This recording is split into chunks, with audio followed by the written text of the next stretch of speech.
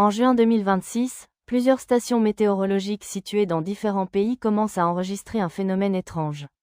Chaque nuit, à exactement 3h33 UTC, un signal radio apparaît sur des fréquences normalement silencieuses. Le plus inquiétant n'est pas son existence, mais son contenu, une série de coordonnées géographiques qui changent chaque soir. Au début, personne n'y prête attention. Les autorités parlent d'interférences techniques. Pourtant, des passionnés de radio du monde entier commencent à comparer leurs enregistrements. Tous captent exactement le même signal, au même moment. Puis un détail glaçant apparaît. Les coordonnées désignent systématiquement des lieux stratégiques, bases militaires, câbles internet sous-marins, centres de contrôle énergétique et infrastructures critiques répartis sur plusieurs continents. Les gouvernements concernés refusent de commenter.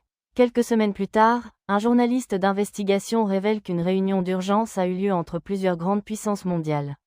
Selon ces sources, certains services de renseignement craignent qu'un acteur inconnu soit en train de cartographier les points les plus sensibles de la planète. Mais l'affaire prend une tournure encore plus inquiétante.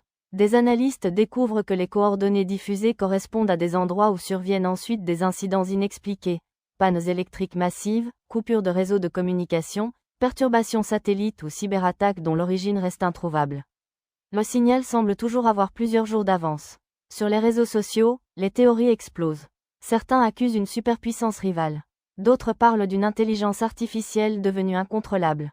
Quelques-uns avancent même l'hypothèse d'une organisation secrète opérant au-dessus des États. Puis, un soir, le signal change.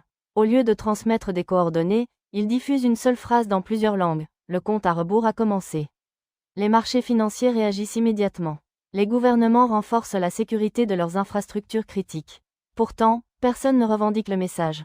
3 jours plus tard, plusieurs satellites de communication cessent simultanément de répondre pendant quelques minutes. Le monde entier retient son souffle.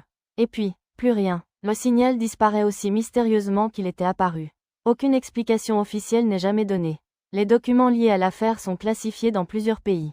Aujourd'hui encore, certains spécialistes affirment que tout cela n'était qu'une opération de désinformation à grande échelle.